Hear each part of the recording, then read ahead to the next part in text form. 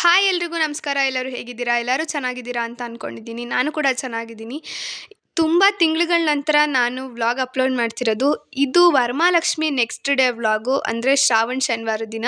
ಶ್ರಾವಣ ಶನಿವಾರ ಆಗಿರೋದ್ರಿಂದ ಮನೇಲೆಲ್ಲ ಪೂಜೆ ಮುಗಿಸಿ ನಮ್ಮ ಮನೆ ದೇವರಾದಂಥ ಲಕ್ಷ್ಮೀ ನರಸಿಂಹಸ್ವಾಮಿ ದೇವಸ್ಥಾನಕ್ಕೆ ಹೋಗಿದ್ವಿ.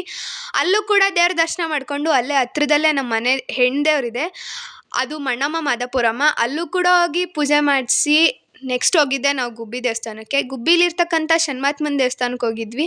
ಪ್ರತಿ ಶ್ರಾವಣ ಶನಿವಾರ ಕೂಡ ಈ ದೇವಸ್ಥಾನದಲ್ಲಿ ವಿಶೇಷ ಅಲಂಕಾರ ಹಾಗೂ ಅನ್ನದಾಸೋಹ ಇರುತ್ತೆ.